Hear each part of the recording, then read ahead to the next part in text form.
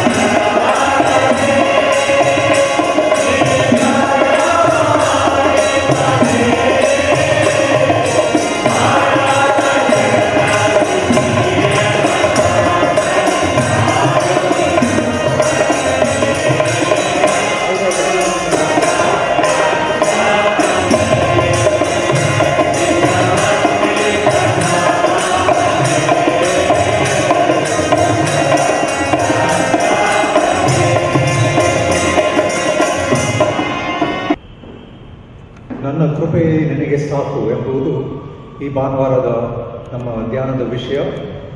ನಾವು ದೇವರ ವಾಕ್ಯದ ಧ್ಯಾನಕ್ಕಾಗಿ ನಾವು ಸಿದ್ಧಗೊಳಿಸಿಕೊಳ್ಳುವಂತೆ ಇಂಥ ಒಳ್ಳೆಯ ಸಮಯದಳು ಯೇಸುವೆ ನಿನ್ನ ಬಳಿ ಬಂದಿರುವ ಎಂಬ ರಾಗವನ್ನು ಹಾಡಿಕೊಳ್ಳೋಣ.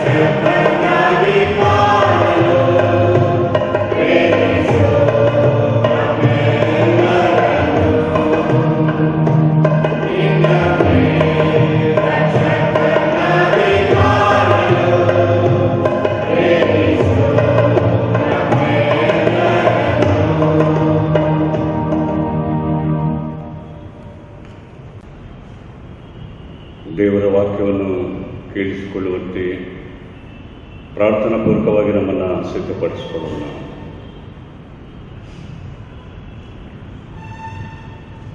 ಮಹಾಕೃಪಾಭರಿತನಾದಂಥ ನಮ್ಮ ಪರಲೋಕದ ತಂದೆಯ ದೇವರೇ, ನಮ್ಮ ಜೀವನದಲ್ಲಿ ನೀನು ನಮ್ಮ ಮೇಲಿಟ್ಟಿರುವಂಥ ಕೃಪೆಯು ಅಪಾರವಾದದ್ದು ಸ್ವಾಮಿ. ನಿನ್ನ ಕೃಪೆಯನ್ನೇ ನಾವು ನಿರೀಕ್ಷಿಸುತ್ತೇವೆ, ನಿನ್ನ ಕೃಪೆಯಿಂದಲೇ ಜೀವಿಸುತ್ತೇವೆ, ನಿನ್ನ ಕೃಪೆಯನ್ನೇ ಆಧಾರ ಮಾಡಿಕೊಂಡು ನಿನಗೆ ಸಾಕ್ಷಿಯನ್ನು ನೀಡುತ್ತೇವೆ. ತಂದೆಯಾದ ದೇವರೇ, ಈ ಸಮಯದಲ್ಲಿ ನಿನ್ನ ಅಪಾರವಾದಂಥ ಕೃಪೆಯಿಂದ ನಮ್ಮನ್ನು ಅಭಿಷೇಕಿಸು. ಇದರ ಮೂಲಕವಾಗಿ ನಾವು ನಿನ್ನನ್ನೇ ಮಹಿಮೆಪಡಿಸಿ ನಿನ್ನ ಕೃಪೆಯ ಶ್ರೇಷ್ಠತೆಯನ್ನು ಲೋಕಕ್ಕೆ ಸಾರುವ ಹಾಗೆ ನಮ್ಮನ್ನು ಬಲಪಡಿಸಿ ನಡೆಸೆಂದು ಯೇಸು ಸ್ವಾಮಿ ಮೂಲಕ ಬೇಡಿಕೊಳ್ಳುತ್ತೇವೆ ಸ್ವಾಮಿ. ಆಮೆನ್.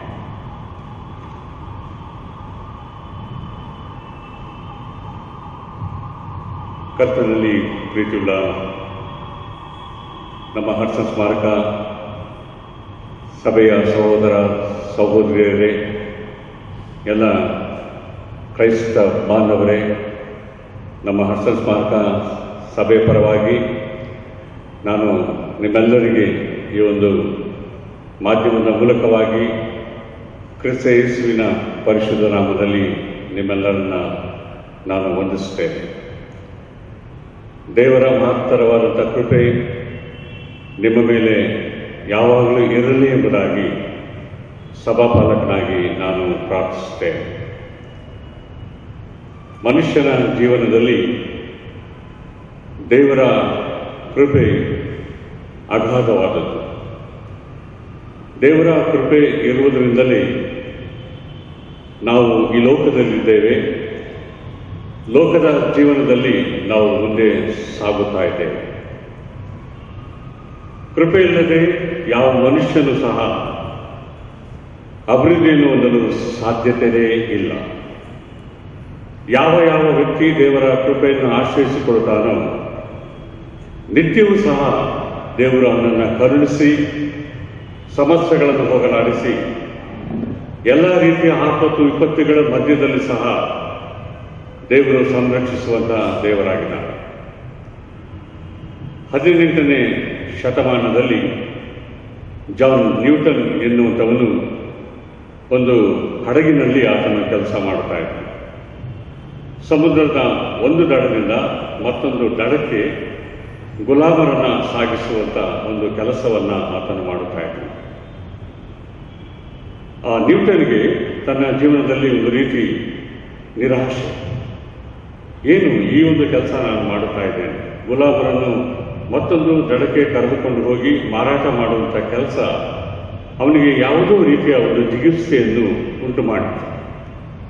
ಅನೇಕ ವೇಳೆ ಆತನು ಪ್ರಯಾಣ ಮಾಡುವಾಗ ಅಂದುಕೊಳ್ತಾ ಇದ್ದ, ನಾನು ಪಾಪಿ, ಈ ಕೆಲಸ ಮಾಡುವಂಥದ್ದು ಸರಿಯಲ್ಲ, ದೇವರು ನನ್ನನ್ನು ಕರುಣಿಸುವುದಿಲ್ಲ, ದೇವರು ನನ್ನನ್ನು ಪ್ರೀತಿ ಮಾಡುವುದಿಲ್ಲ, ದೇವರು ನನಗೆ ಶಿಕ್ಷೆ ಕೊಡುತ್ತಾನೆಂಬುದಾಗಿ ಯಾವಾಗಲೂ ಮನಸ್ಸಿನಲ್ಲಿ ಆತನು ದುಃಖಿಸುತ್ತಾ ತನ್ನ ಜೀವನವನ್ನು ಆತನು ಕಳೆಯುತ್ತಾ ಇದ್ದ. ಒಂದು ಸಾರಿ ಹೀಗೆ ಹಡಗಿನಲ್ಲಿ ಪ್ರಯಾಣ ಮಾಡುವಂಥ ಸಂದರ್ಭ, ರಾತ್ರಿಯ ಸಮಯದಲ್ಲಿ ಹಡಗು ಒಂದು ದೊಡ್ಡದಾದಂಥ ಬಂಡೆಗೆ ಡಿಕ್ಕಿ ಹೊಡೆದು ಇಡೀ ಹಡಗು ನುಚ್ಚು ನೂರಾಗಿ ಸಮುದ್ರದಲ್ಲಿ ಬಿದ್ದು ಹೋಯಿತು. ಆ ರಾತ್ರಿಯ ಸಮಯದಲ್ಲಿ ಹೇಗೋ ಜಾನ್ ನ್ಯೂಟನ್ ಸಹ ಆ ಕತ್ತಲೆಯ ಸಮಯದಲ್ಲಿ ಹೇಗೋ ಆತನು ಸಮುದ್ರದ ದಡಕ್ಕೆ ಬಂದು ಸೇರಿದ. ಸಮುದ್ರದ ದಡದಲ್ಲಿ ಆತನು ಇದ್ದಾನೆ, ನೋಡುತ್ತಾನೆ ರಾತ್ರಿ ನಡೆದಂಥ ಘಟನೆ, ಬದುಕಿ ಬಂದಂಥ ರೀತಿ, ಮರಣದ ಅವಸ್ಥೆಯಲ್ಲಿ ಸಿಕ್ಕಿ ಹಾಕಿಕೊಂಡಂಥ ಅವನು ಆಶ್ಚರ್ಯಕರವಾಗಿ ಆ ಸಮುದ್ರದ ದಡದಲ್ಲಿದ್ದಾಗ ಮೊಣಕಲು ಹಾಕಿ ಆ ಸಮುದ್ರದ ದಡದಲ್ಲಿ ದೇವರಿಗೆ ಪ್ರಾರ್ಥನೆ ಮಾಡ್ತಾನೆ, ಸ್ವಾಮಿ, ನಾನು ಪಾಪಿ. ಯಾವಾಗಲೂ ನನ್ನನ್ನು ಆ ಮನಸ್ಸಾಕ್ಷಿ ಚುಚ್ಚುತ್ತಲೇ ಇತ್ತು. ರಾತ್ರಿಯ ಭಯಂಕರವಾದಂತಹ ಘೋರ ದುರಂತದಲ್ಲಿ ನಾನು ಹೇಗೆ ದಡ ಸೇರಿದನೋ ನನಗೆ ಗೊತ್ತಿಲ್ಲ. ಆದರೆ ನಿನ್ನ ಕೃಪೆಯಿಂದಲೇ ನಾನು ಇವತ್ತು ಜೀವದಿಂದ ಉಳಿದಿದ್ದೇನೆ. ನಿನ್ನ ಕೃಪೆಯನ್ನು ನಾನು ನನ್ನ ಜೀವಮಾನದ ಎಲ್ಲ ಪರಿಸ್ಥಿತಿಗಳಲ್ಲೂ ಸಹ ನಾನು ಎಂದೆಂದಿಗೂ ಮರೆಯುವುದಿಲ್ಲ ಎಂಬುದಾಗಿ ಹೇಳಿ ಆ ಕೃಪೆಯುಳ್ಳ ದೇವರನ್ನು ಸ್ಮರಿಸಿ ಅವನ ಜೀವನದಲ್ಲಿ ಒಂದು ಸುಂದರವಾದಂಥ ಸಂಗೀತವನ್ನು ಆತನು ಬರೀತಾನೆ ಅಂದರೆ ದೇವರ ಕೃಪೆ ಮಧುರವಾದದ್ದು. ಅಮೇಜಿಂಗ್ ಗ್ರೇಸ್ ಎನ್ನುವಂಥ ಒಂದು ವಿಶೇಷವಾದಂಥ ಸಂಗೀತವನ್ನು ಬರೀತಾನೆ. ಕೊನೆಯದಾಗಿ ತನ್ನ ಇಡೀ ಜೀವನವನ್ನು ಹಡಗಿನಲ್ಲಿ ಕೆಲಸ ಮಾಡುವುದನ್ನು ಬಿಟ್ಟು ಅನೇಕ ಸಂಗೀತಗಳನ್ನು ಆತನು ಬರೀತಾನೆ. ದೇವರ ಕೃಪೆಯ ಬಗ್ಗೆ ನೂರಾರು ಸಂಗೀತಗಳನ್ನು ಬರೀತಾನೆ. ಅನೇಕ ಕಡೆಗಳಲ್ಲಿ ಆ ಸಂಗೀತದ ಪ್ರತಿಗಳನ್ನು ಹಂಚುತ್ತಾನೆ. ದೇವರ ಕೃಪೆ ಅತ್ಯಂತ ಶ್ರೇಷ್ಠವಾದದ್ದು ಎಂಬುದಾಗಿ ಜನರಿಗೆ ದೇವರ ಕೃಪೆಯನ್ನು ಸಾರುತ್ತಾನೆ. ಆತನ ಒಂದು ವಿಶೇಷವಾದಂತಹ ಸೇವೆಯಿಂದ ಅನೇಕ ಜನರು ದೇವರ ಕೃಪೆಯನ್ನು ಸ್ಮರಿಸಿ ತಮ್ಮ ಜೀವನದಲ್ಲಿ ದೇವರಿಗೆ ಸ್ತೋತ್ರ ಸಲ್ಲಿಸುವ ಸಂದರ್ಭಗಳನ್ನು ನೋಡುತ್ತೇವೆ. ಪ್ರಲಾಪಗಳಲ್ಲಿ ದೇವರ ವಾಕ್ಯ ಬಹಳ ಸ್ಪಷ್ಟವಾಗಿರ್ತದೆ. ಏನಂದರೆ ದೇವರ ಕೃಪಾ ವರಗಳು ಮನುಷ್ಯನ ಜೀವನದಲ್ಲಿ ಎಂದೆಂದಿಗೂ ಸಹ ನಿಂತು ಹೋಗುವುದಿಲ್ಲ. ಪ್ರತಿದಿನ ಪ್ರತಿ ಗಳಿಗೆಯಲ್ಲೂ ಸಹ ದೇವರು ನಮ್ಮನ್ನು ಕೃಪೆಯಿಂದಲೇ ಕಾಪಾಡುತ್ತಾರೆ. ಅದು ಬಹಳ ಪ್ರಾಮುಖ್ಯವಾದಂಥ ಸಂಗತಿ. ಚಿಕ್ಕಬಳ್ಳಾಪುರದಲ್ಲಿ ನನ್ನ ಒಬ್ಬ ಸ್ನೇಹಿತರಿದ್ದು ಜಯಕುಮಾರ್. ನಾನು ಅವರು ಬಹಳ ಸ್ನೇಹಿತರು. ಯಾಕಂದರೆ ಪ್ರತಿದಿನ ಅವರು ನನ್ನ ನೋಡದೇ ಇರ್ತಿಲ್ಲ, ನಾನು ಕೂಡ ಅವ್ರನ್ನ ನೋಡದೇ ಇರ್ತಿರ್ಲಿಲ್ಲ. ಬೆಳಿಗ್ಗೆ 10 ಗಂಟೆಗೆ ಅವ್ರ ಚರ್ಚೆ ಹತ್ರ ಬಂದರೆ ಸಾಯಂಕಾಲ ನನ್ನ ಜೊತೆಲೇ ಇರ್ತಾರೆ. ಅವ್ರಿಗೆ ಫೋನ್ ಮಾಡಿ ಕೇಳಿದ್ರೆ ಜಯಕುಮಾರ್ ಹೇಗಿದ್ದೀರ ಅಂತ ಕೇಳಿದ್ರೆ ದೇವ್ರ ಕೃಪೆಯಿಂದ ಚೆನ್ನಾಗಿದೆ. ಈಗ ಎಷ್ಟೇ ಸಾರಿ ಫೋನ್ ಮಾಡಿ ಕೇಳಿ ಹೇಗಿದ್ದೀರ ಅಂತ, ದೇವ್ರ ಕೃಪೆಯಿಂದಲೇ ಚೆನ್ನಾಗಿದ್ದೇನೆ ಎಂಬುದಾಗಿ ಅವರು ಹೇಳ್ತಾರೆ. ನೋಡಿ, ಆ ಒಂದು ನಮಗೆ ಗೊತ್ತಿಲ್ಲದಂಥ ರೀತಿಯಲ್ಲಿ ದೇವರ ಕೃಪೆ ನಮ್ಮನ್ನು ಆವರಿಸ್ತದೆ. ಯಾಕಂದರೆ ದೇವರ ವಾಕ್ಯ ಅಂತದೇನೆಂದರೆ ಆತನ ಕೃಪಾ ವರಗಳು ನಮ್ಮ ಜೀವನದಲ್ಲಿ ಎಂದೆಂದಿಗೂ ನಿಂತು ಹೋಗುವುದಿಲ್ಲ. ಒಂದೊಂದು ದಿವಸವೂ ಸಹ ದೇವರ ಕೃಪೆ ಹೊಸದಾದಂಥ ರೀತಿಯಲ್ಲಿ ನಮ್ಮ ಜೀವನದಲ್ಲಿ ಕಾಣಿಸಿಕೊಡುತ್ತದೆ. 90ನೇ ದಾವೀದನ ಕೀರ್ತನೆಯಲ್ಲಿ ಸಹ ನಾವು ನೋಡ್ತೇವೆ ಏನಂದರೆ, ದಾವೀದನು ಹೇಳುವಂಥ ಮಾತೇನೆಂದರೆ, ದೇವರೇ ಉದಯ ಕಾಲದಲ್ಲಿ ನಿನ್ನ ಕೃಪೆಯಿಂದ ನನ್ನನ್ನು ಸಂತೃಪ್ತಿಪಡಿಸು. ಉದಯ ಕಾಲದಲ್ಲಿ ನನ್ನನ್ನು ನಿನ್ನ ಕೃಪೆಯಿಂದ ಸಂತೃಪ್ತಿಪಡಿಸು, ಆಗ ಜೀವಮಾನವೆಲ್ಲ ನಾನು ನಿನ್ನಲ್ಲಿ ಸಂತೋಷಿಸುತ್ತೇನೆ. ನೋಡಿ, ಯಾವಾಗ ದೇವರು ನಮ್ಮನ್ನು ಕೃಪೆಯಿಂದ ಅಭಿಷೇಕಿಸುತ್ತಾನೋ ನಮ್ಮ ಜೀವಮಾನವೆಲ್ಲ ಒಂದು ರೀತಿ ಸಂತೋಷಕರವಾದಂಥ ರೀತಿಯಲ್ಲಿ ಮುಂದೆ ಹೋಗುವುದಕ್ಕೆ ಸಾಧ್ಯತೆ ಆಗ್ತದೆ. ಅದೇ ದಾವೀದನ 108ನೇ ಕೀರ್ತನೆಯಲ್ಲಿ ಹೇಳ್ತಾನೆ, ಬೆಳಗಿನ ಜಾವ ಮುಂಜಾನೆ ಇಲ್ಲಿ ದಾವೀದನ ಕಿನ್ನರಿಯನ್ನು ಬಾರಿಸುತ್ತಾ ದೇವರ ಕೃಪೆಗೋಸ್ಕರವಾಗಿ ಬೇಡುತ್ತಾ ಇದ್ದಾನೆ. ಯಾಕಂದರೆ ಅನೇಕ ಭಕ್ತರ ಜೀವನ ದೇವರ ಮೇಲೆ ಆಶ್ರಯಿಸ್ತಾ ಇದೆ. ಯಾಕಂದರೆ ದೇವರ ಕೃಪೆಯಲ್ಲದೆ ಒಂದು ಕ್ಷಣ ಮನುಷ್ಯನ ಈ ಲೋಕದಲ್ಲಿ ಬದುಕೋದಕ್ಕೆ ಸಾಧ್ಯತೆ. ದಾವೀದನ ಕೀರ್ತನೆ 23ನೇ ಅಧ್ಯಾಯದಲ್ಲಿ ಸಹ ದಾವೀದನು ಹೇಳ್ತಾನೆ ಅಂದರೆ, ನಿಶ್ಚಯವಾಗಿ ನನ್ನ ಜೀವಮಾನವೆಲ್ಲ ನಾನು ಕರ್ತನೊಂದಿಗೆ ವಾಸಿಸುತ್ತೇನೆ. ಶುಭವೂ ಕೃಪೆಯು ನನ್ನನ್ನು ಯಾವಾಗಲೂ ಬಾರಿಸ್ತದೆ. ಯಾವ ವ್ಯಕ್ತಿ ದೇವರೊಂದಿಗೆ ಜೀವಿಸುತ್ತಾನೋ, ದೇವರೊಂದಿಗೆ ತನ್ನ ಬಾಳ್ವೆಯನ್ನು ಕಟ್ಟಿಕೊಳ್ಳುತ್ತಾನೋ, ಅವನ ಜೀವನದಲ್ಲಿ ಶುಭವೂ ಕೃಪೆಯು, ದೇವರ ಆಶೀರ್ವಾದ ಎಂದೆಂದಿಗೂ ಬಿಟ್ಟು ಹೋಗುವುದಕ್ಕೆ ಸಾಧ್ಯತೆ ಇಲ್ಲ. ಸಭೆಯ ಸಂತಾಪನೆಯ ನಾಯಕರಾದಂತಹ ಮಾರ್ಟಿನ್ ಲೂಥರ್ ಸಹ ಅವರು ಆಳವಾದಂಥ ರೀತಿಯಲ್ಲಿ ಆಲೋಚನೆ ಮಾಡಿ ಇಡೀ ಸತ್ಯವೇದವನ್ನು ಓದಿ ಮನುಷ್ಯನಿಗೆ ಯಾವುದರಿಂದ ರಕ್ಷಣೆ ಸಿಗ್ತದೆ, ಮನುಷ್ಯನು ಪಾಪದಿಂದ ಬಿಡುಗಡೆ ಆಗುವುದು ಹೇಗೆ, ಯಾವ ರೀತಿಯಲ್ಲಿ ಮನುಷ್ಯನು ತನ್ನನ್ನು ಸಿದ್ಧಪಡಿಸಿಕೊಳ್ಳಬೇಕೆನ್ನುವಂಥ ಹಲವಾರು ವಿಚಾರಗಳನ್ನು ಗ್ರಹಿಸಿಕೊಂಡು ಅವರು ಹೇಳುವಂಥ ಮಾತೇನೆಂದರೆ, ದೇವರ ಕೃಪೆಯಿಂದಲೇ ಮನುಷ್ಯನಿಗೆ ರಕ್ಷಣೆ. ದೇವರ ಕೃಪೆಯಿಲ್ಲದೆ ರಕ್ಷಣೆ ಸಿಕ್ಕುವುದಕ್ಕೆ ಸಾಧ್ಯತೆ ಇಲ್ಲ. ನಿಮ್ಮ ಪ್ರಾರ್ಥನೆ ಆಗಲಿ, ನಿಮ್ಮ ಕಾಣಿಕೆ ಆಗಲಿ, ನೀವು ನನ್ನನ್ನು ಗೌರವಿಸುವಂಥ ರೀತಿ ಆಗಲಿ, ಏನಿದ್ದರೂ ಸಹ ಮಾರ್ಟಿನ್ ಲೂಥರ್ ಬಾಯಿಂದ ಬಂದಂಥ ಮಾತೇನೆಂದರೆ, ದೇವರ ಕೃಪೆಯಿಂದಲೇ ನಮಗೆ ರಕ್ಷಣೆ. ಆ ದೇವರ ಕೃಪೆಯನ್ನು ನಾವು ಅರ್ಥ ಮಾಡಿಕೊಂಡು ಆ ಕೃಪೆಗೆ ಅನುಗುಣವಾಗಿ ಜೀವಿಸುವಾಗ ನಮ್ಮ ದೇವರ ಆಶೀರ್ವಾದ ಅದು ನಮಗೆ ಬರುವಂಥದ್ದಾಗ್ತದೆ.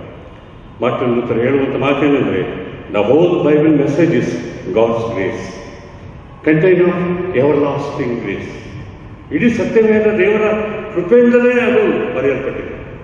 ದೇವರ ಕೃಪೆಯೇ ಸತ್ಯವೇದ, ಸತ್ಯವೇದವೇ ದೇವರ ಒಂದು ಕೃಪೆ ಎನ್ನುವಂಥದ್ದನ್ನು ಸ್ಪಷ್ಟವಾದಂಥ ರೀತಿಯಲ್ಲಿ ಮಾರ್ಟಿನ್ ಲೂಥರ್ ಅವರು ಹೇಳ್ತಾರೆ. ಒಂದು ಸಾರಿ ಒಬ್ಬ ಸಹೋದರಿ ಬಿಸಿಲಿನಲ್ಲಿ ಒಂದು ಟಾರ್ ರೋಡಲ್ಲಿ ನಡ್ಕೊಂಡು ಹೋಗುವಾಗ ಬಹಳ ಗೋಳಾಟದಿಂದ ಹೋಗ್ತಾ ಇರ್ತಾರೆ. ಕಾಲಲ್ಲಿ ಸರಿಯಾದಂಥ ಚಪ್ಪಲಿ ಇಲ್ಲ, ಕಾಲು ಆ ಬಿಸಿಲಿಗೆ ಆ ಟಾರ್ ರೋಡ್ನಲ್ಲಿ ಹೋಗುವಾಗ ಬಹಳ ಬಿಸಿಲು ಎಂಬುದಾಗಿ ಆಕೆ ಕುಗ್ಗಿ ಹೋಗ್ತಾಳೆ. ಆಗ ದೇವರನ್ನು ಶಪಿಸ್ತಾಳೆ, ದೇವರು ಇಂಥ ಒಂದು ಪರಿಸ್ಥಿತಿ ನನಗೆ ಬಂದಿದೆ, ನಿನ್ನ ಬಿಸಿಲು ತಾಪದಿಂದ ನನ್ನ ಕಾಲು ಸುಟ್ಟು ಹೋಗ್ತಾ ಇದೆ ಎಂಬುದಾಗಿ ಗುಣಗುಟ್ಟುತ್ತಾ ಆಕೆ ಮುಂದೆ ಮುಂದೆ ಹೋಗುವಾಗ ಒಂದು ಸ್ಥಳದಲ್ಲಿ 2 ಕಾಲಿಲ್ಲದಂಥ ಮತ್ತೊಬ್ಬ ಸಹೋದರಿ ಕುಳಿತಿರುವುದನ್ನು ನೋಡ್ತಾಳೆ. ಈಕೆಗೆ ಕಾಲಿದೆ, ನಡ್ಕೊಂಡು ಹೋಗ್ತಾಳೆ. ಆದರೆ ಮತ್ತೊಬ್ಬ ಸಹೋದರಿ ದಾರಿಯ ಪಕ್ಕದಲ್ಲಿ 2 ಕಾಲುಗಳಿಲ್ಲ ಇರುವಂಥ ಸ್ಥಿತಿಯನ್ನು ಆಕೆ ನೋಡಿ ಅಲ್ಲೇ ಮೊಣಕಾಲ ಹಾಕಿ ಕಳಿಸ್ತಾರೆ, ಸ್ವಾಮಿ ದಯವಿಟ್ಟು ನನ್ನನ್ನು ಕ್ಷಮಿಸು, ನಾನು ನಡೆಯುವುದಕ್ಕೆ ಕಾಲು ಕೊಟ್ಟಿದೆಯಾ, ನಿನ್ನ ಕೃಪೆ ಅಪಾರವಾದದ್ದು ಸ್ವಾಮಿ. ಆಕೆ 2 ಕಾಲು ಸಹ ಇಲ್ಲ ಎಂಬುದಾಗಿ ದೇವರ ಕೃಪೆಯನ್ನು ಸ್ಮರಿಸುತ್ತಾರೆ.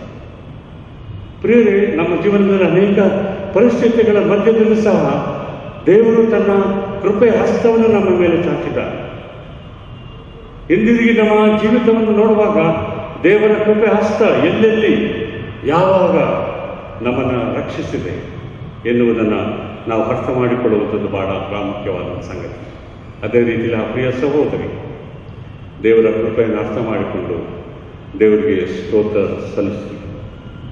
ಪ್ರವಾದಿಯಾದಂಥ ಯೆಶಾಯನು 54ನೇ ಅಧ್ಯಾಯದಲ್ಲಿ ಸಹ ಆ ಶ್ರೇಷ್ಠ ಪ್ರವಾದಿ ಹೇಳುವಂಥ ಮಾತೇನೆಂದರೆ, ಬೆಟ್ಟ ಗುಡ್ಡಗಳು ಸ್ಥಳವನ್ನು ಬಿಟ್ಟು ಹೋಗ್ತವೆ, ಗುಡ್ಡಗಳು ಕದಲಿಯಾಗುತ್ತವೆ, ಆದರೆ ನನ್ನ ಕೃಪೆಯು ನಿನ್ನನ್ನು ಎಂದೆಂದಿಗೂ ಬಿಟ್ಟು ಹೋಗುವುದಿಲ್ಲ.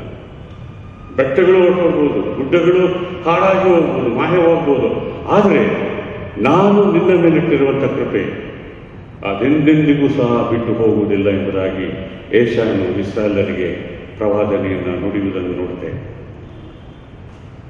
ಕರ್ತನಲ್ಲಿ ಬೇರೆ ಆಫ್ರಿಕಾ ದೇಶದ ಒಂದು ಬುಡಕಟ್ಟಿನ ಜನಾಂಗದವರಿಗೆ ಸುವಾರ್ತೆಯನ್ನು ಸಾರಬೇಕೆಂಬುದಾಗಿ ಒಬ್ಬ ಕಾಲಿಲ್ಲದ ಕುಂಟ ನಾನು ಹೋಗ್ತೇನೆ ಎಂಬುದಾಗಿ ಯಾರೂ ಕೂಡ ಅನೌನ್ಸ್ ಮಾಡೋದಂಥ ಪಾಸ್ಟು, ಹೀಗೆ ಆಫ್ರಿಕಾಗೆ ಹೋಗಬೇಕು, ಅಲ್ಲಿ ದಟ್ಟ ಅರಣ್ಯ ಇದೆ, ಅಲ್ಲಿ ಮನುಷ್ಯರನ್ನೇ ನರಭಕ್ಷಣೂ ಆಗಿ ಮನುಷ್ಯರನ್ನೇ ತಿನ್ನುವಂಥ ಜನರಿದ್ದಾರೆ, ಅಲ್ಲಿ ಯಾರು ಸುವಾರ್ತೆ ಸಾರಕ್ಕೆ ಹೋಗ್ತೀರಾ ಅಂತ ಕೇಳಿದ್ರು. ಅದನ್ನು ಕೇಳಿಸ್ಕೊಂಡು ಎಲ್ಲರ ಬಾಯಿಗೆ ಸುಮ್ಮನೆ ಕೂತಿದ್ರು. ಅದು ಒಬ್ಬ ಕುಂಟ ಮಾತ್ರ ನಾನು ಹೋಗ್ತೀನಿ. ಏನಪ್ಪ ನಿನಗೆ ಕಾಲಿಲ್ವಲ್ಲ, ಹೆಂಗೆ ಹೋಗ್ತೇನೆ? ಇಲ್ಲ, ನಾನು ಹೋಗ್ತೀನಿ, ದಯವಿಟ್ಟು ಅವಕಾಶ ಮಾಡಿಕೊಡಿ ಅಂಥೇಳಿ ಅವನಿಗೆ ಒಂದು 15 ದಿವಸ ಟೈಮ್ ಕೇಳಿದಾದ್ಮೇಲೆ ಒಂದು ಕಾರ್ಪೆಟ್ ಹತ್ರ ಹೋಗಿ ಮತ್ತು ಆ ಕಾಲನ್ನ ಒಂದು ಜಾಯಿಂಟ್ ಮಾಡ್ಕೊಂಡು ಮರದ ಕಾಲು ಮಾಡ್ಕೊಂಡು ಸುವಾರ್ತೆ ತಗೊಂಡು ಆ ಒಂದು ಇಂಟೀರಿಯರ್ ಆಫ್ರಿಕಾದ ಒಂದು ಪ್ರದೇಶಕ್ಕೆ ಹೋಗಿ ಸುವಾರ್ತೆಯನ್ನು ಸಾರೋದಕ್ಕೆ ಹೋಗುವಾಗ ಅಲ್ಲಿದ್ದಂಥ ನರಭಕ್ಷಕರು, ಮನುಷ್ಯರನ್ನೇ ತಿಂದು ಸಂತೋಷ ಪಡುವಂಥ ಜನರು ಅವನನ್ನು ನೋಡ್ತಾರೆ. ಓ, ಯಾರೋ ಒಬ್ಬ ಇವತ್ತು ಬರ್ತಾ ಇದ್ದಾನೆ, ಇದನ್ನು ನಾವು ಹಿಡಿಯೋಣ, ಆತನನ್ನು ಕೊಂದು ಆತನ ಮಾಂಸವನ್ನು ನಾವು ತಿನ್ನೋಣ. ಹೀಗೆ ಅವನ ಹತ್ತಿರಕ್ಕೆ ಬಂದಾಗ ಆ ವ್ಯಕ್ತಿಯನ್ನು ನೋಡ್ತಾನೆ. ಆಗ ಆಲೋಚನೆ ಮಾಡ್ತಾರೆ ಏನಂದರೆ, ಒಂದೊಂದು ಭಾಗವನ್ನು ನಾವು ಕತ್ತರಿಸಿ ಹಾಕೋಣ, ಒಂದೊಂದು ಭಾಗವನ್ನು ನಿಧಾನವಾಗಿ ನಾವು ತಿನ್ನೋಣ ಎಂಬುದಾಗಿ ಆಲೋಚನೆ ಮಾಡಿ ಫಸ್ಟು ಕೆಳಗಡೆಯಿಂದ ನಾವು ಆತನ ಕಾಲಿನ ಮುಖಾಂತರ ತಿನ್ನೋಣ ಎಂಬುದಾಗಿ ಪ್ರಯತ್ನ ಮಾಡ್ತೀವಿ. ಕತ್ತಿ ತಗೊಂಡು ಆ ಕಾಲು ಹೊಡೆದಾಗ ಮರದ ಕಾಲಿಗೆ ದೊಡ್ಡದಾದಂಥ ಶಬ್ದ ಬಂದಿರ್ತದೆ. ಆ ಶಬ್ದ ಬಂದಾಗ ಅಲ್ಲಿದ್ದಂಥ ನರಭಕ್ಷಕರು ಭಯ ಆಗ್ತದೆ. ಈತನು ಸಾಮಾನ್ಯವಾದಂಥ ವ್ಯಕ್ತಿ, ಆತನ ಕಾಲನ್ನು ಕಡಿಯೋಕ್ಕೆ ಹೋದಾಗ ಬಂದಂಥ ಶಬ್ದ ನಮ್ಮೆಲ್ಲರಿಗೆ ಭಯವನ್ನು ಉಂಟು ಮಾಡಿದೆ ಎಂಬುದಾಗಿ ಭಯಪಟ್ಟು ಅವನು ಕೊಟ್ಟಂಥ ಸುವಾರ್ತೆಯನ್ನು ಸ್ವೀಕಾರ ಮಾಡಿ ಅನೇಕರು ನರಭಕ್ಷಕರು ಯೇಸು ಸ್ವಾಮಿಯ ಕಡೆಗೆ ತಿರುಗಿ ಕೊಡ್ತಾರೆ. ಅದನ್ನು ಪುನಃ ತನ್ನ ಸಭೆಗೆ ಬರ್ತಾರೆ. ಸಭೆಗೆ ಬಂದಾಗ ಸಾಕ್ಷಿ ಕೊಡ್ತಾರೆ, ಏಕಪ್ರಸಾದ ಸುವಾರ್ತೆ.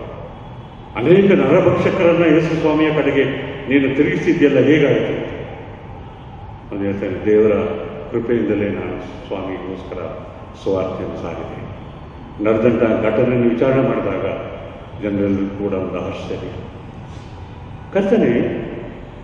ಕರ್ತನಲ್ಲಿ ಪ್ರೀತಿಯ ಸಹೋದರ ಸಹೋದರಿ, ಅನೇಕ ಪರಿಸ್ಥಿತಿಗಳ ಮಧ್ಯದಲ್ಲಿ, ಅಪಾಯದ ಸ್ಥಿತಿಯಲ್ಲಿ, ಇನ್ನೇನು ಆಗುವುದಿಲ್ಲ ಎನ್ನುವಂಥ ಸ್ಥಿತಿಯಲ್ಲಿ ಬಿದ್ದು ಹೋಗುವಾಗ, ನರಳುವಾಗ, ಜೀವನವೇ ಇಲ್ಲ ಎನ್ನುವಾಗ ಕೃಪೆಯ ಹಸ್ತವನ್ನು ದೇವರು ನಮ್ಮ ಮೇಲೆ ಚಾಚುವಂತಹ ದೇವರು,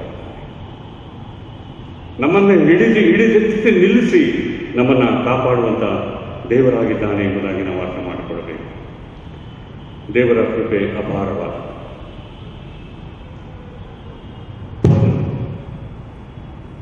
ಯೇಸು ಸ್ವಾಮಿಗೋಸ್ಕರವಾಗಿ ಮಾಡಿದಂಥ ಸೇವೆ ಅತ್ಯಂತ ಶ್ರೇಷ್ಠವಾದಂಥ ಸೇವೆ. ತನ್ನ ಜೀವನದಲ್ಲಿ ಸೌಲನಾಗಿದ್ದಂಥ ಆ ವ್ಯಕ್ತಿ ಪೌಲನಾಗಿ ಅನೇಕ ಸಭೆಗಳನ್ನು ಕಟ್ಟಿದ್ದ. 14 ಸಭೆಗಳಿಗೆ ದೇವರ ಸುವಾರ್ತೆಯನ್ನು ಸಾರಿದ. 14 ಸಭೆಗಳಿಗೆ ಹೋಗಿ ವಿವಿಧ ರೀತಿಯಲ್ಲಿ ಜನರನ್ನ ದೇವರ ಕಡೆಗೆ ತಿರುಗಿಸಿದ. ಪೌಲನು ಮಾಡಿದಂತಹ ಸೇವೆ ಅವರ ಜೀವನದಲ್ಲಿ ಯಾರೂ ಸಹ ಮಾಡುವುದಕ್ಕೆ ಸಾಧ್ಯತೆ ಆಗಲಿಲ್ಲ. ಯಾಕೆಂದ್ರೆ ಅನೇಕ ಹಿಂಸೆಯನ್ನು ತಾಳಿದ, ಜನರಿಂದ ಅವನು ತಿರಸ್ಕರಿಸಲ್ಪಟ್ಟ, ಜಡಿವೇಟುಗಳನ್ನು ತಿಂದ, ಒಂದು ರಾತ್ರಿ ಒಂದು ಹಗಲು ಸಮುದ್ರದ ನೀರಿನಲ್ಲಿಯೇ ವಾಸ ಮಾಡುವಂಥ ಪರಿಸ್ಥಿತಿ ಆತನಿಗೆ ಎದುರಾಯಿತು. ಅಂತ ದೈವಭಕ್ತ ಯೇಸು ಸ್ವಾಮಿ ನಿಂಬಾರಿಸಿದ ಅನೇಕ ಕಾರ್ಯಗಳನ್ನು ಸ್ವಾಮಿಗೋಸ್ಕರವಾಗಿ ಮಾಡಿದ.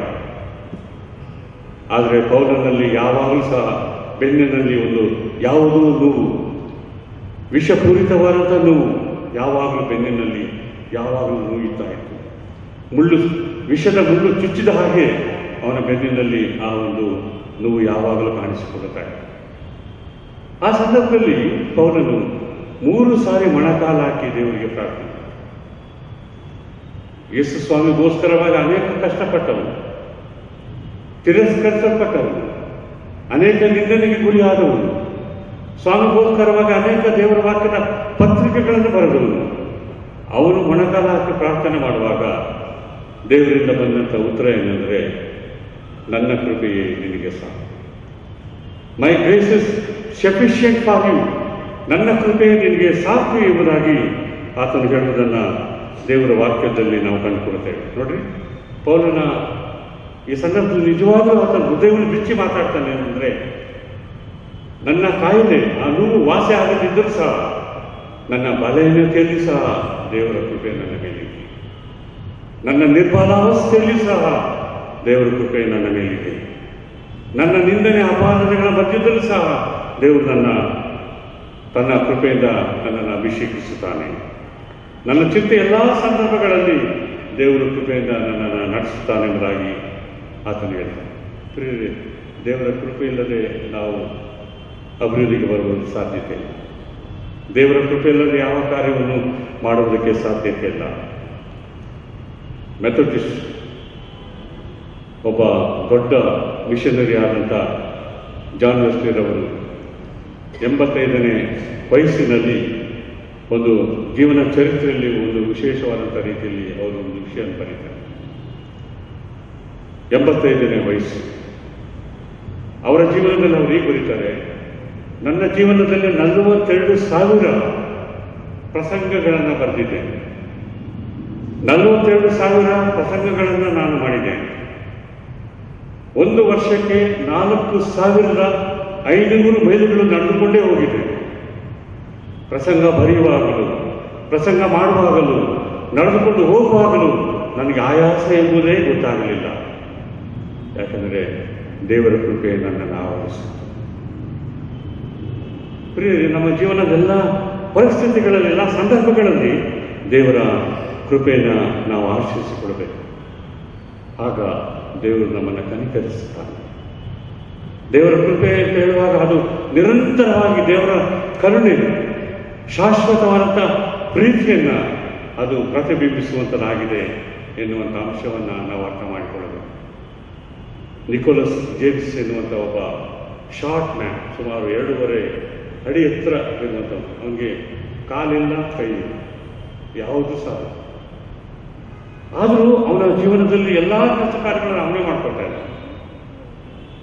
ಅನೇಕ ಪುಸ್ತಕಗಳನ್ನು ಬರೆದಿದ್ದಾನೆ. ಅನೇಕ ಶೂಟಿಂಗ್ ಮಾಡಿ ಅನೇಕ ಪಿಕ್ಚರ್ಗಳನ್ನು ತೆಗೆದಿದ್ದಾನೆ. ಈಗ ಅನೇಕ ಕೆಲಸಗಳನ್ನು ಮಾಡ್ಕೊಳ್ತಾನೆ, ಅವನ ಜೀವನ ಮಾಡ್ತಾನೆ. ಅವನು ಒಂದು ಕಡೆಯಲ್ಲಿ ಹೇಳ್ತಾನೆ ಏನಂದರೆ, I have no hand, I have no legs, God grace is unlimited in my life. ನನ್ನಲ್ಲಿ ಏನು ಮಾಡೋದಕ್ಕೆ ಆಗ್ತಾ ಇಲ್ಲ, ಆದರೆ ನಾನಿದ್ದೀನಿ, ಸಂತೋಷವಾಗಿದ್ದೀನಿ, ಎಲ್ಲ ಕೆಲಸ ಮಾಡ್ತಾ ಇದ್ದೇನೆ. ಆದರೆ ದೇವರ ಕೃಪೆ ಅದು ನನ್ನ ಮೇಲೆ ಇದೆ. God grace is unlimited in my life.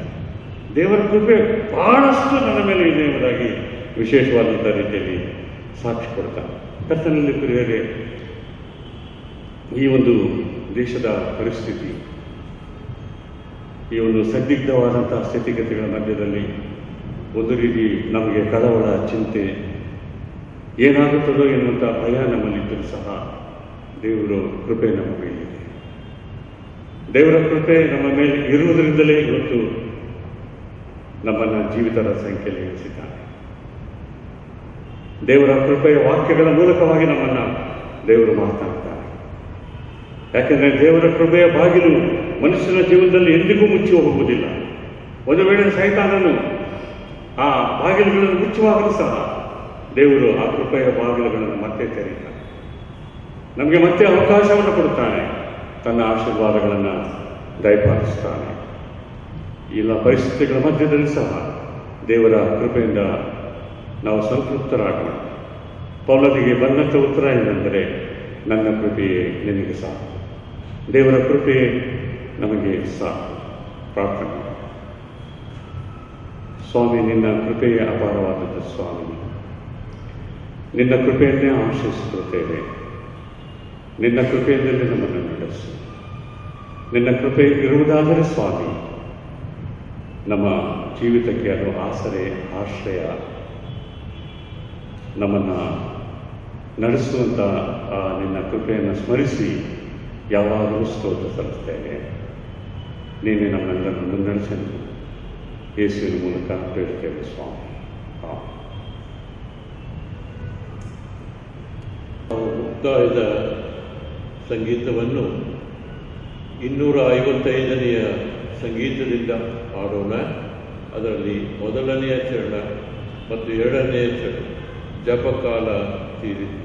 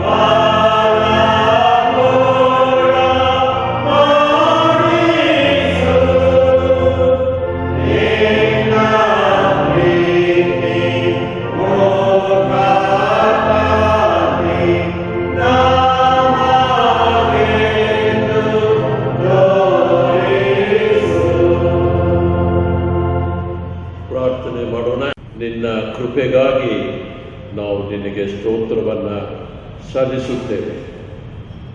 ನೀನು ಕೃಪಾಭರಿತನಾಗಿದ್ದಿ ಸ್ವಾಮಿ. ಮುಖ್ಯವಾಗಿ ಈಗ ನಾವಿರುವಂಥ ಸ್ಥಿತಿಗತಿಗಳಲ್ಲಿ ನಿನ್ನ ಕೃಪೆಯು ಇಡೀ ಜಗತ್ತಿಗೆ, ಇಡೀ ಮಾನವ ಕೋಟಿಗೆ, ನಮ್ಮೊಬ್ಬರಿಗೆ ಅಗತ್ಯವಾಗಿದೆ. ನಾವು ಉಳಿದಿರುವುದು ನಿನ್ನ ಕೃಪೆಯೇ ಕರ್ತನೆ.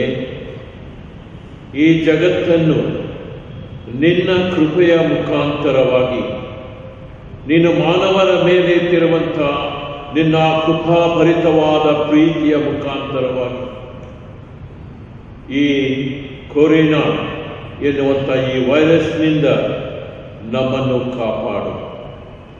ಇದರ ದುಶ್ಶಕ್ತಿಯು ಎಲ್ಲ ದೇಶಗಳಲ್ಲಿ ಹಬ್ಬಿ ಎಲ್ಲ ದೇಶಗಳು, ಮುಖ್ಯವಾಗಿ ಸುಮಾರು 50 ಲಕ್ಷ ಜನರು ಇದರಿಂದ ಬಾಧೆ ಪಡುತ್ತಿರುವಾಗ, ಅನೇಕ ಜನರು ತಮ್ಮ ಪ್ರಾಣಗಳನ್ನು ಕಳಕೊಂಡಿರುವಾಗ ನಿನ್ನ ಕೃಪೆಗಾಗಿ ನಾವು ಬೇಡಿಕೊಳ್ಳುತ್ತೇವೆ ಸ್ವಾಮಿ.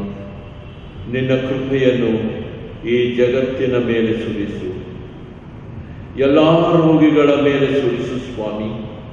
ನಿನ್ನ ಕೃಪೆಯನ್ನು ಎಲ್ಲ ಆಸ್ಪತ್ರೆಗಳ ಮೇಲೆ ಸುರಿಸು ಸ್ವಾಮಿ. ಒಂದೊಂದು ದೇಶದ ಮೇಲೆ ನಿನ್ನ ಕೃಪೆಯನ್ನು ಸುರಿಸು. ನಮ್ಮ ದೇಶದ ಮೇಲೆ ನಿನ್ನ ಕೃಪೆಯನ್ನು ಸುರಿಸು ಸ್ವಾಮಿ. ನಮ್ಮ ನಗರದ ಮೇಲೆ ನಿನ್ನ ಕೃಪೆಯನ್ನು ಸುರಿಸು. ನಮ್ಮ ಕುಟುಂಬದ ಮೇಲೆ ನಿನ್ನ ಕೃಪೆಯನ್ನು ಸುರಿಸು. ನಮ್ಮ ಒಬ್ಬರ ಮೇಲೆ ನಿನ್ನ ಕೃಪೆಯನ್ನು ಸುರಿಸು. ಕರ್ತನೇ, ಈ ಕೊರೋನಾ ವೈರಸ್ನಿಂದ ನಮ್ಮನ್ನು ಕಾಪಾಡು, ಇಡೀ ಜಗತ್ತನ್ನು ಕಾಪಾಡು. ನಿನ್ನ ಕೃಪೆಯು ನಮಗೆ ಬೇಕು.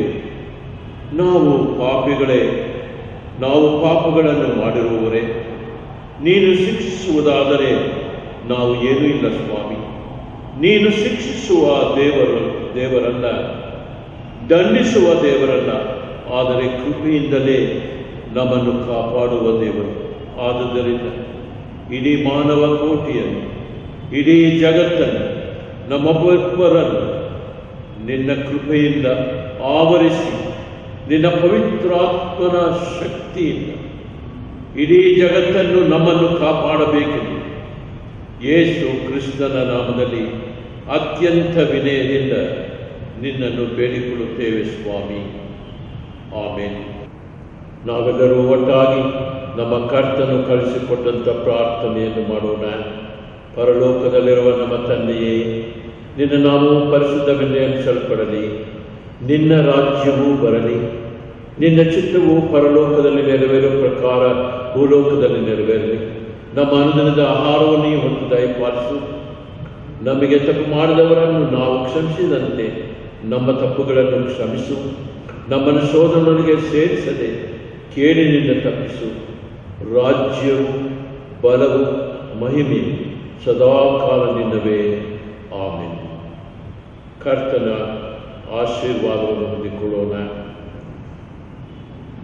ನಮ್ಮ ಕರ್ತನಾದ ಯೇಸು ಕ್ರಿಸ್ತನ ಕೃಪೆಯು, ತಂದೆಯಾದ ದೇವರ ಪ್ರೀತಿ, ಪವಿತ್ರಾತ್ಮನ ಅನ್ಯೋನ್ಯತೆಯು, ಶಕ್ತಿಯು, ಪ್ರೀತಿಯು, ಕೃಪೆಯು ನಮ್ಮ ಸಂಗಡ ಈಗಲೂ ಸದಾಕಾಲವೂ ಇರಲಿ.